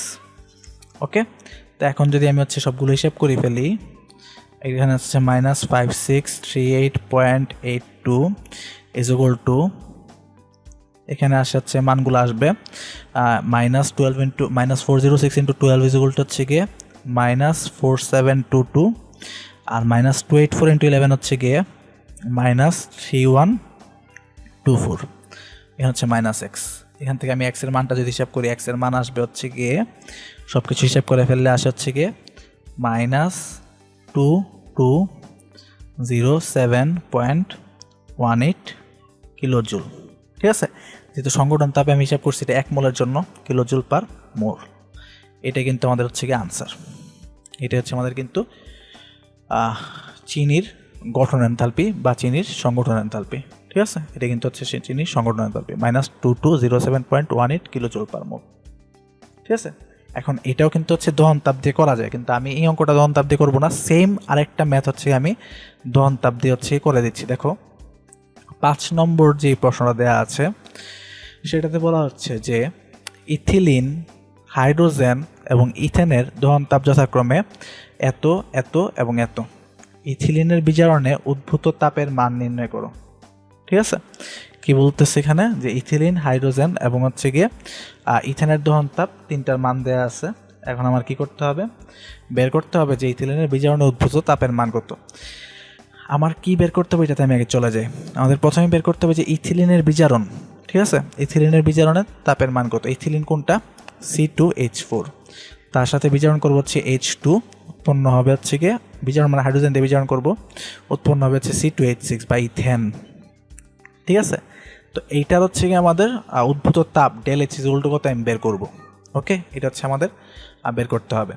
এখন আমাকে এখানে দেয়া আছে কি, দেয়া আছে হচ্ছে আমাদের কী কী দেওয়া আছে আমরা এটা একটু দেখি। এখানে সাইডে লিখতেছি ইথিলিনের দহন তাপ C2H4 প্লাস হচ্ছে গিয়ে, আচ্ছা এখানে তো দহন তাপ সবগুলো দেয়াই আছে, তা আমি এগুলো আলাদা আলাদা করে লিখতেছি না, আমি সূত্রটা বসাই, তারপর হচ্ছে গিয়ে আমি হচ্ছে গিয়ে তোমাদের হচ্ছে বোঝাচ্ছি যে কি কেন আমি হচ্ছে এখানে লিখলাম না। দেখো এখানে যদি আমি এই বিক্রিয়া তাপ আমি নির্ণয় করবো দহন তাপের মাধ্যমে। দহন তাপের মাধ্যমে বিক্রিয়া তাপ নির্ণয় করার সূত্র হচ্ছে del H is equal to হচ্ছে গিয়ে আমাদের হচ্ছে গিয়ে হিট অফ আমাদের হচ্ছে রিঅ্যাক্ট্যান্ট। ঠিক আছে, heat of combustion of reactant মানে বিক্রিয়কের দহন তাপ minus heat of combustion of product. ঠিক আছে, মানে উৎপাদের দহন তাপ। এখন এখানে বিক্রিয়ক কারা? বিক্রিয়ক হচ্ছে আমাদের ইথিলিন আর হচ্ছে কি আমাদের হাইড্রোজেন। তাহলে ইথিলিন আর হাইড্রোজেনের দহন তাপ এখানে আমি বসাই। ইথিলিনের দহন তাপ কত? মাইনাস 1410.92। ঠিক আছে, প্লাস এটার ভিতরে হচ্ছে মাইনাস হাইড্রোজেনের দহন তাপ কত? 284.24। ঠিক আছে, এখানে প্রথম ব্র্যাকেট দেওয়া হয়েছে, এটা একটা সেকেন্ড ব্র্যাকেট দিয়ে দিই। এই যে এটা হচ্ছে আমাদের বিক্রিয়কের দহন তাপ মাইনাস উৎপাদের দহন তাপ কত? উৎপাদ হচ্ছে কি আমাদের কে? ইথেন। ইথেনের দহন তাপ কত? মাইনাস 1560.24। ঠিক আছে, এই যে বসিয়ে দিলাম। এবার জাস্ট হচ্ছে মানগুলো বসাবো। তো মানগুলো যদি বসিয়ে দিই তাহলে আমাদের হচ্ছে গিয়ে মানটা আসবে হচ্ছে মাইনাস 134.92 কিলোজুল। এটা কিন্তু হচ্ছে ইথিলিনের বিজারণের উদ্ভূত তাপ। জাস্ট দহন তাপ ব্যবহার করে কিন্তু খুব ইজিলি করে ফেলা গেল। আগের ম্যাথটাও কিন্তু দহন তাপ ইউজ করে খুব ইজিলি করা যাবে। ঠিক আছে, তো তোমার যেভাবে সুবিধা, এটাও কিন্তু হচ্ছে সংগঠন তাপ ইউজ করে করা যায় চাইলে। তো তুমি কোনটা নিবা, সংগঠন তাপ ইউজ করে করবা নাকি দহন তাপ ইউজ করে করবা, এটা তোমার উপর। ঠিক আছে, এবং তুমি যদি ভালোভাবে বুঝো কিন্তু তুমি কিন্তু দুইটাই করতে পারবা। আচ্ছা, এবার লাস্ট যে কোশ্চেনটা, এটা একটু অন্যরকম একটা কোশ্চেন। ঠিক আছে, একটু ডিফারেন্ট। নর্মাল হচ্ছে গিয়ে লেভোসিএস বা সংগঠন দহন তাপের অঙ্ক না। এখানে বলা হচ্ছে যে মিথেনের দহন তাপ এত হলে এত কিলো জুল তাপ উৎপন্ন করতে কত গ্রাম মিথেন এবং এসটিপিতে কত গ্রাম অক্সিজেন প্রয়োজন হবে। এটা রুয়েটে আসা 2015-16 সালের প্রশ্ন। অ্যাকচুয়ালি আমাদের এখানে বিক্রিয়াটা হচ্ছে কি, বিক্রিয়াটা হচ্ছে মিথেন CH4 প্লাস অক্সিজেন উৎপন্ন হচ্ছে কার্বন ডাইঅক্সাইড প্লাস পানি। সমতাকরণ করলে কার্বন একটা, হাইড্রোজেন এখানে 4টা, এখানে আছে 2টা, তাহলে 2 দিয়ে দিলাম। তাহলে হচ্ছে কি এখানে হচ্ছে কি আমাদের 2 আর এখানে 2, তাহলে এখানে 2 অক্সিজেন। এটা হচ্ছে আমাদের বিক্রিয়া। ঠিক আছে, এবার এই বিক্রিয়া থেকে আমি যদি মিথেন আর হচ্ছে গিয়ে কত গ্রাম মিথেন প্রয়োজন হবে আর কত গ্রাম অক্সিজেন প্রয়োজন হবে এটা বের করব। ঠিক আছে, এখানের এটা ডেল এইচ দহন তাপ যেহেতু দেওয়া আছে, del H is equal to হচ্ছে গিয়ে মাইনাসের 890.3 কিলোজুল পার মোল। ঠিক আছে, তার মানে খেয়াল করো, এক মোল মিথেনকে পুরাইলে আমি পাইতেছি মাইনাস 890.3 কিলোজুল পার মোল, মানে 890.3 কিলোজুল শক্তি। ঠিক আছে, তাহলে আমার বের করতে হবে যে 1335.45 কিলোজুল তাপ উৎপন্ন করতে কতটুকু আমার মিথেন পুরাইতে হবে। এখন 1 মোল মিথেন মানে কত? 1 মোল ইকুয়াল টু হচ্ছে আমাদের মিথেন 12 আর 4, তার মানে হচ্ছে 16 গ্রাম মিথেন। ঠিক আছে, তাহলে আমি কিন্তু লিখতে পারি যে এটা কিন্তু খুব ইজিলি লেখা যায় যে 890.3 কিলোজুল তাপ উৎপন্ন হয় 16 গ্রাম মিথেন থেকে। সুতরাং 1335.45 কিলোজুল তাপ উৎপন্ন হবে 16 divided by 890.3 into 1335.45 kilojoule. Just মানগুলো বসিয়ে দিলে কিন্তু আমি হচ্ছে গিয়ে পেয়ে যাব। দেখো তো হিসাব করলে কত আসবে আনসার আসবে হচ্ছে গিয়ে 24 গ্রাম। এটা হচ্ছে আমাদের প্রথম আনসার, 1 নম্বর যে হচ্ছে গিয়ে প্রশ্নটা দেওয়া আছে কত গ্রাম মিথেন। সেকেন্ড কথা হচ্ছে গিয়ে কত এসটিপি অক্সিজেন প্রয়োজন হবে। এবার কথা হচ্ছে গিয়ে কত এসটিপি, 1 মোল মিথেনকে পুরানোর জন্য লাগতেছে আমার হচ্ছে গিয়ে 2 মোল অক্সিজেন। এখন এসটিপিতে 1 মোল অক্সিজেনের বা 1 মোল গ্যাসের আয়তন হচ্ছে গিয়ে 22.4 লিটার। ঠিক আছে, সেখানে বলতেছে কত গ্রাম অক্সিজেন প্রয়োজন হবে। আচ্ছা, কত গ্রাম যদি হয় তাহলে তো আমাদের এটা লিটার হিসাব করার দরকারই নেই। এখানে দেওয়া হচ্ছে গিয়ে কত গ্রাম লাগতেছে, 2 মোল। 2 মোল মানে হচ্ছে গিয়ে 64 গ্রাম। তাহলে একইভাবে হিসাব করে কিন্তু বের করে ফেলতে পারবো। ঠিক আছে, কিন্তু যদি এটা যে কত গ্রাম না দিয়ে যদি বলে হচ্ছে কত লিটার, ঠিক আছে, কত লিটার যদি বলে, আমি আয়তনটা বের করার জন্য করতেছি, সেক্ষেত্রে আমার কি হবে যে কত লিটার অক্সিজেন প্রয়োজন হবে। সেক্ষেত্রে আমাদের 1 মোলের আয়তন হচ্ছে 22.4 লিটার। তাহলে 2 মোলের আয়তন কত এখানে?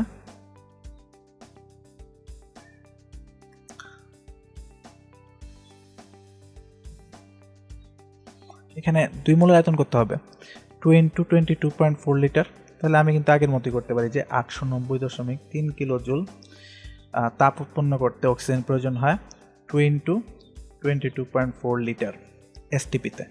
সুতরাং 1335.45 কিলোজুল তাপ উৎপন্ন করতে প্রয়োজন হবে 2 × 22.4 লিটার ডিভাইডেড বাই 890.3 ইন্টু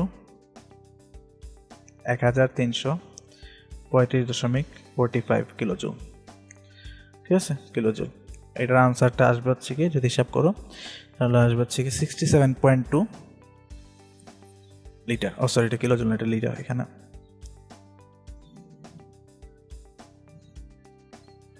হবে হচ্ছে কি লিটার। তো এত লিটার হচ্ছে কি অক্সিজেন প্রয়োজন হবে, এটা কিন্তু আনসার। আচ্ছা, তো মোটামুটি আমাদের এই যে বিক্রিয়া তাপ রিলেটেড ম্যাথ আর হেসের সূত্র, লেবয়ের সূত্র রিলেটেড ম্যাথ আমরা মোটামুটি দেখলাম। এখন আমরা নেক্সট টপিকে যাব। নেক্সট টপিকটা হচ্ছে বন্ধন শক্তি।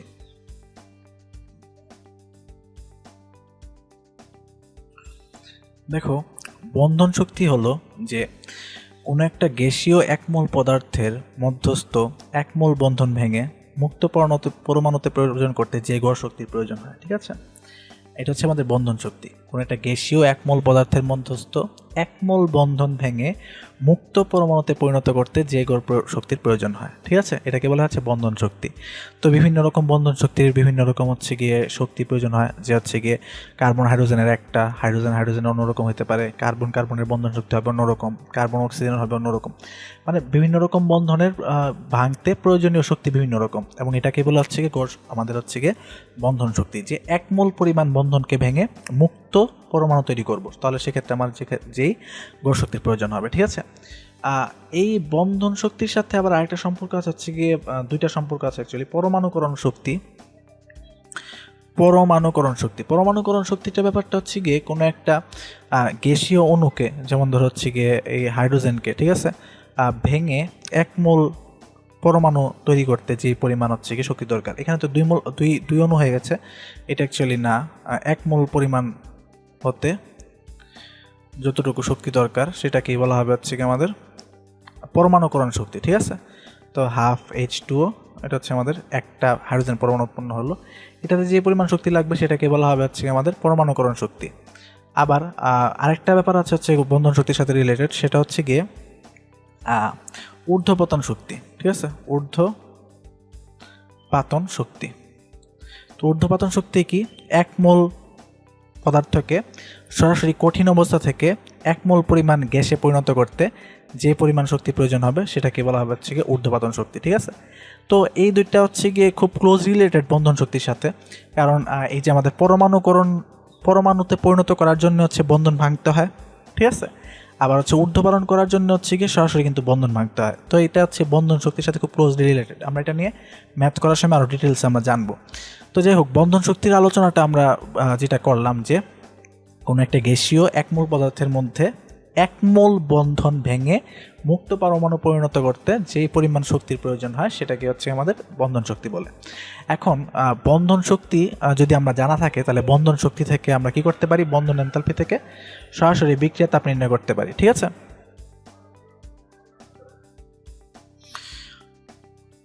Del H is equal to বিক্রিয়ক সমূহের বন্ধন ভাঙতে যে পরিমাণ শক্তি শোষিত হবে মাইনাস উৎপাদের বন্ধন ভাঙতে যে পরিমাণ শক্তি নির্গত হবে, সেটা যদি আমরা জাস্ট বসিয়ে দিই তাহলে কিন্তু আমি হচ্ছে বন্ধন এনথালপি থেকে বিক্রিয়া তাপ নির্ণয় করতে পারবো। ঠিক আছে, আমরা জানি কোনো একটা যৌগ বা কোনো একটা বিক্রিয়া যখন সংঘটিত হয় তখন হচ্ছে আমাদের কি হয়? বিক্রিয়ক সময়ের বন্ধন ভাঙে আর উৎপাদ তৈরি হইতে বন্ধন করে, আর বন্ধন ভাঙতে হচ্ছে গিয়ে শক্তি দিতে হয়, শক্তি শোষিত হয়, আর হচ্ছে গিয়ে বন্ধন সৃষ্টি হতে শক্তি নির্গত হয়। তো কোনো একটা পদার্থের বা কোনো একটা বিক্রিয়ার তাপ del H is equal to হচ্ছে গিয়ে আমাদের হচ্ছে গিয়ে বন্ধন ভাঙতে শোষিত শক্তি মাইনাস বন্ধন সৃষ্টিতে নির্গত শক্তি। ঠিক আছে, তো এটাই কিন্তু আমাদের হচ্ছে গিয়ে বিক্রিয়া তাপ নির্ণয় করার সূত্র বন্ধন এনথালপি থেকে। এখন আরেকটা ব্যাপার হলো যে বন্ধন শক্তি গণনা। মাঝে মাঝে আমরা যদি কোনো একটা যৌগের বন্ধন শক্তি গণনা করতে চাই, সেটা হচ্ছে যৌগের বিয়োজন এনথালপি থেকে আমরা বের করতে পারি। ঠিক আছে, যৌগের বিয়োজন এনথালপি থেকে আমরা কিন্তু বন্ধন শক্তি বের করতে পারি। ঠিক আছে, ধরো হচ্ছে গিয়ে যদি কোনো একটা যৌগে যদি এক জাতীয় বন্ধন থাকে, মানে সবগুলো বন্ধন যদি এক জাতীয় হয়, যেমন ধরো মিথেন CH4, এটাতে কি আছে? 4টা এক জাতীয় কি আছে? কার্বন হাইড্রোজেন বন্ধন আছে। ঠিক আছে, 4টা কার্বন হাইড্রোজেন বন্ধন আছে। তো এটা যদি বিয়োজিত হয়ে এটা বিয়োজন এনথালপির মান যদি আমি জানি, ধর হচ্ছে মিথেন বিয়োজিত হয়ে হচ্ছে আমাদের কার্বন আর হচ্ছে হাইড্রোজেনে পরিণত হলো। ঠিক আছে, 2 মোল হাইড্রোজেনে পরিণত হলো, এটার বিয়োজন এনথালপি ধরো আমি হচ্ছে জানি, তাহলে কিন্তু এটার হচ্ছে গিয়ে আমরা বিয়োজন এনথালপি থেকে বন্ধন শক্তি খুব সহজেই বের করতে পারবো। বন্ধন শক্তি উল্টো হবে বিয়োজন এনথালপি ডিভাইড বাই বন্ধন সংখ্যা। তার মানে এটা বিয়োজন এনথালপি যদি হয় x, তাহলে ক্ষেত্রে বন্ধন শক্তি হবে x ডিভাইড বাই বন্ধন শক্তি কত? 4। ঠিক আছে, এভাবে কিন্তু আমরা হচ্ছে গিয়ে গড় বন্ধন শক্তি বের করতে পারবো। আচ্ছা, তো চলো আমরা এই যে বন্ধন এনথালপি থেকে যে বিক্রিয়ার তাপ নির্ণয় করতে পারি, যে বিক্রিয়ক সমূহের শোষিত শক্তি মাইনাস উৎপাদের বন্ধন সৃষ্টিতে নির্গত শক্তি, এই সূত্র প্রয়োগ করে যে আমরা হচ্ছে বিক্রিয়া তাপ নির্ণয় করতে পারি, সেই রিলেটেড কয়েকটা হচ্ছে গিয়ে ম্যাথমেটিক্যাল সমস্যা দেখি। প্রথমেই হলো হচ্ছে গিয়ে আমাদের যে সমস্যাটি দেওয়া আছে যে নিম্নলিখিত বিক্রিয়ায় বন্ধন শক্তি ব্যবহার করে বিক্রিয়া এনথালপি হিসাব করো। একটা বিক্রিয়া দেওয়া আছে CH4 + Cl2, উৎপন্ন হয়েছে CH3Cl আর হচ্ছে কি HCl। আমার হচ্ছে এখানে অনেকগুলো বন্ধন শক্তি দেওয়া আছে, এটা বিক্রিয়া এনথালপি বের করতে হবে। তো বিক্রিয়া এনথালপি ডেলেজ ইকুয়ালটা হচ্ছে কি আমাদের বিক্রিয়ক সময়ের বন্ধন ভাঙতে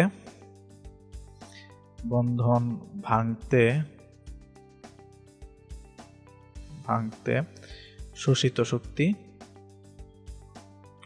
মাইনাস বন্ধন সৃষ্টিতে নির্গত শক্তি। ঠিক আছে, এটা কিন্তু আমরা মাত্র দেখে আসলাম সূত্রটা। তো এখন যদি আমি মানগুলো বসাই, দেখো বন্ধন ভাঙতে শোষিত শক্তি কয়টা বন্ধন ভাঙছে, এখানে বন্ধন ভাঙতেছে অ্যাকচুয়ালি হচ্ছে কি আমাদের খেয়াল করো বন্ধন এখানে কয়টা ভাঙতেছে। অ্যাকচুয়ালি যদি বলি যে বন্ধন এখানে ভাঙতেছে 4টা CH বন্ধন ভাঙতেছে, কিন্তু অ্যাকচুয়ালি কিন্তু এখানে শুধুমাত্র একটা CH হাইড্রোজেনকে প্রতিস্থাপিত করেছে ক্লোরিন।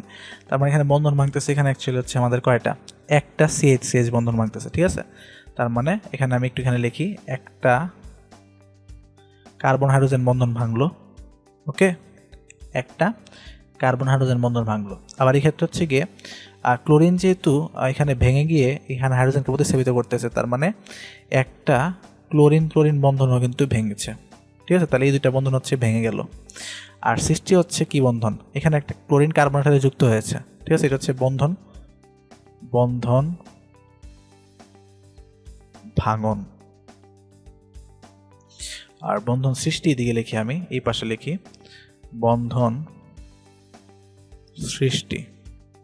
ঠিক আছে, বন্ধন সৃষ্টি আমি এখানে লিখতে পারি যে দেখো এখানে ক্লোরিন গিয়ে কার্বনের সাথে যুক্ত হয়েছে, তাহলে একটা কার্বন ক্লোরিন বন্ধন সৃষ্টি হয়েছে, আর এই ক্ষেত্রে একটা ক্লোরিন হাইড্রোজেনের সাথে যুক্ত হয়েছে, তাহলে এই যে একটা HCl উৎপন্ন হয়েছে, একটা হচ্ছে আমাদের হাইড্রোজেন ক্লোরিন বন্ধন সৃষ্টি হয়েছে। তাহলে বন্ধন ভাঙতে শোষিত শক্তি হবে আমাদের হচ্ছে একটা CH। CH কত, CH এর বন্ধন শক্তি কত, কার্বন হাইড্রোজেনের বন্ধন শক্তি হচ্ছে 430 প্লাস হচ্ছে গিয়ে একটা ক্লোরিনের কত, ক্লোরিনের হচ্ছে গিয়ে 1 2 328 প্লাস 328 মাইনাসের বন্ধন সৃষ্টিতে নির্গত শক্তি হচ্ছে গিয়ে একটা কার্বন ক্লোরিনের হচ্ছে গিয়ে ক্লোরিন হচ্ছে গিয়ে আমাদের 242.9, আমি ভুল লিখেছি। ঠিক আছে, কার্বন ক্লোরিন হচ্ছে গিয়ে 328, এটা তাহলে আমি এখানে লিখে দিই 242.9।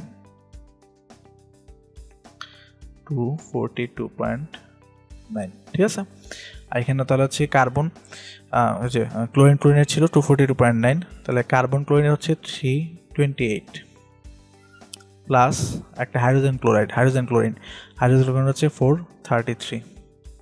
ঠিক আছে, তো সবগুলো হচ্ছে কিলোজুল পার মোল এককে, তাহলে আমাদের হচ্ছে কি ডেল এইচ এর মানটা আসবে হচ্ছে গিয়ে কিলোজুল পার মোল। ঠিক আছে, তো আমি হচ্ছে এটা যদি হিসাব করি তাহলে আমি পেয়ে যাব হচ্ছে গিয়ে মোটমাট হচ্ছে গিয়ে এখানে আসছে হচ্ছে গিয়ে 673.43 মাইনাসের 761। ঠিক আছে, কিলোজুল পার মোল ইজুয়ালটা হচ্ছে গিয়ে -87.57 কিলোজুল। ঠিক আছে, পার মোল। এই তো হচ্ছে আমাদের হচ্ছে গিয়ে বন্ধন শক্তি থেকে আমাদের হচ্ছে বিক্রিয়া এনথালপি বের করার একটা সমস্যা আমরা দেখলাম। এটা কিন্তু রুয়েটে 2007-8 সালে হচ্ছে গিয়ে এসেছিল। ঠিক আছে, ওকে। তো নেক্সট ম্যাথটা এটা একটু ইন্টারেস্টিং একটা ম্যাথ। এটা হচ্ছে গিয়ে বলা হচ্ছে যে ইথেন অণুর প্রমাণ সংঘটন তাপ -85 কিলোজুল। ওকে, ইথেন অণুর প্রমাণ সংঘটন তাপ -85 কিলোজুল। হাইড্রোজেনের পরমাণুকরণ তাপ 218 কিলোজুল আর কার্বনের ঊর্ধ্বপাতন তাপ 715 কিলোজুল। অণুতে CH বন্ধন শক্তির মান 418.18 কিলোজুল হলে কার্বনের বন্ধন শক্তি গণনা করো। ঠিক আছে, একটু খেয়াল করি আমরা আগে বিক্রিয়াটা লিখি। ইথেনলের প্রমাণ সংকর অনুতাপ হচ্ছে কি -85 কিলোজুল। প্রমাণ সংকর অনুতাপ হিসাব করবো আমরা কীভাবে, উপাদান মৌলগুলো যদি বিক্রিয়া করে যদি যৌগটা তৈরি করে, তাহলে আমাদের ইথেন হচ্ছে আমাদের কি C2H6 উৎপন্ন হবে কার্বন এবং হাইড্রোজেন থেকে। তাহলে আমি এখানে লিখতে পারি কার্বন প্লাস হচ্ছে হাইড্রোজেন উৎপন্ন হচ্ছে আমাদের C2H6। ঠিক আছে, লেখা যায় তো নাকি? তো এবার এই যে আমাদের হচ্ছে গিয়ে C2H6, এখানে আমি হচ্ছে গিয়ে যেহেতু হাইড্রোজেন হচ্ছে এখানে 6টা, এখানে আছে 2টা, তাহলে 3 দিয়ে দিলে হচ্ছে 3 2 6, আর কার্বন এখানে আছে 2, এখানে দিলাম হচ্ছে 2 কার্বন।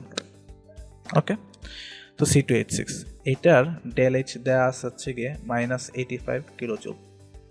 ওকে, আচ্ছা, এখন আমি জানি যে বন্ধন শক্তি দিয়ে যদি আমি এটা নির্ণয় করতে চাই, তাহলে আমি কিন্তু লিখতে পারি এই বিক্রিয়ার আমাদের হচ্ছে গিয়ে বিক্রিয়া তাপ ডেল এইচ হচ্ছে গিয়ে আমাদের কি ছিল, আমাদের হচ্ছে গিয়ে বিক্রিয়ক সমূহের বন্ধন ভাঙতে শোষিত শক্তি। বিক্রিয়ক কারা, কার্বন আর হাইড্রোজেন, তাদের বন্ধন ভাঙতে শোষিত শক্তি। দেখো, বন্ধন ভাঙতে শোষিত শক্তি হচ্ছে আমাদের কি 2টা কার্বন। ঠিক আছে, আমাদের হচ্ছে কি কিসে পরিণত হবে, কার্বন 2টা সলিড আছে এখানে, আচ্ছা এখানে দিয়ে দিই এটা সলিড, এটা হচ্ছে গিয়ে গ্যাসিয়াস। কি হবে অ্যাকচুয়ালি, ঠিক আছে, এটা হচ্ছে আমাদের বিক্রিয়াটা সলিড হচ্ছে কি, এটা হচ্ছে গ্যাসিয়াস, আর এটা হবে হচ্ছে কি আমাদের C2H6 হবে গ্যাসিয়াস। এই জন্য কিন্তু আমাদের হচ্ছে গিয়ে এই যে ভৌত অবস্থা উল্লেখ করা প্রয়োজন। এখানে অ্যাকচুয়ালি বিক্রিয়াতে কি হচ্ছে, কার্বন, আমি এখানে লিখতেছি কার্বন যেই সলিড ছিল সে হচ্ছে কি কিসে পরিণত হবে, কার্বন গ্যাসে পরিণত হবে। এটা হচ্ছে আমাদের হচ্ছে গিয়ে কার্বন ভেঙে কার্বন গ্যাসে পরিণত হচ্ছে। এটা হচ্ছে আমাদের ঊর্ধ্বপাতন তাপ। এতে যতটুকু শক্তি প্রয়োজন হচ্ছে সেটা হচ্ছে ঊর্ধ্বপাতন তাপ।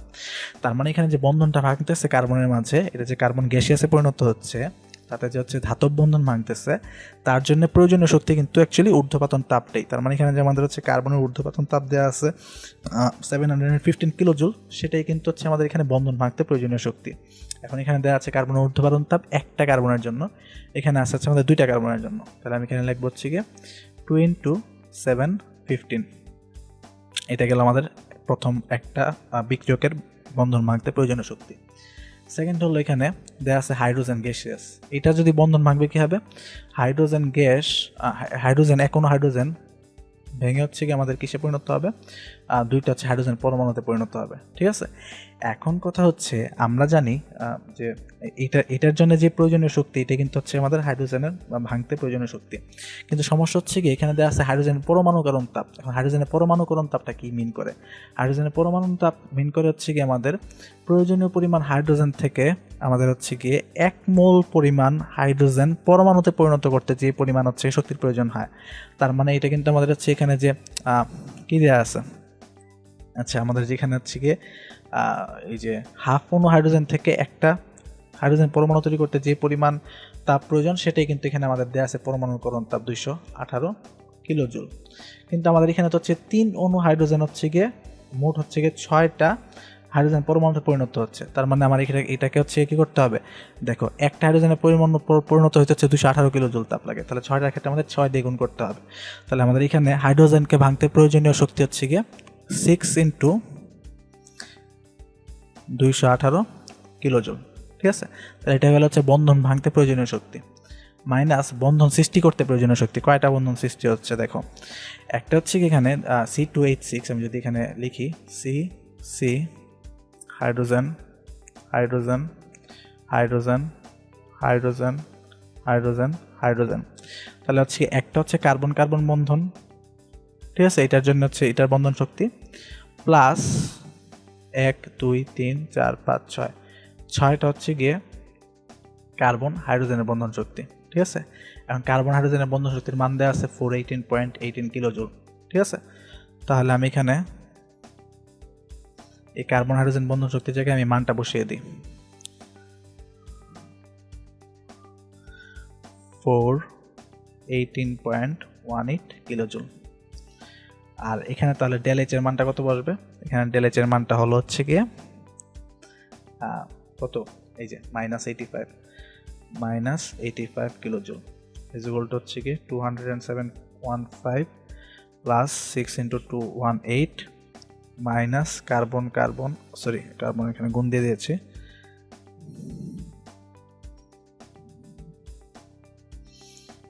কার্বন কার্বন বন্ধন এটা আমি জানি না, এটা আমি বের করবো। ইন্টু 6, আচ্ছা এটা মাইনাস প্লাসে মাইনাস হয়ে যাবে,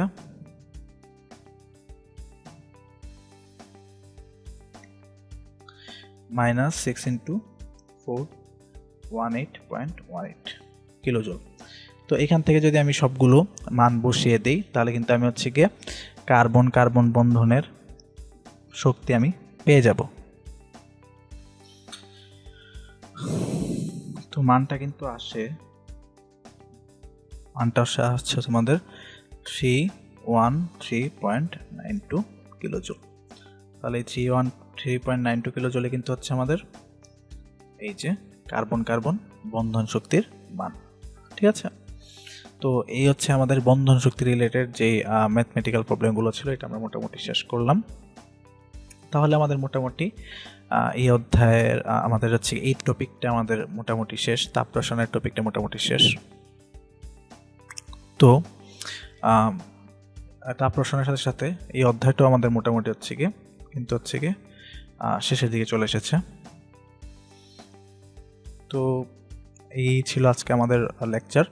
আমরা মোটামুটি হচ্ছে বিক্রিয়া তাপ, সংঘটন তাপ, দহন তাপ, তারপর হচ্ছে গিয়ে তাপ রাসায়নিক সমীকরণ এবং হচ্ছে গিয়ে হেসের সূত্র, ল্যাভোইসের সূত্র, ঠিক আছে, এইগুলো সম্বন্ধে মোটামুটি হচ্ছে আমরা মোটামুটি একটা ধারণা পেলাম। এবং সবার শেষ হচ্ছে বন্ধন শক্তি রিলেটেড কিন্তু হচ্ছে কি আমাদের বেশ কিছু হচ্ছে কি আমরা ম্যাথ দেখলাম।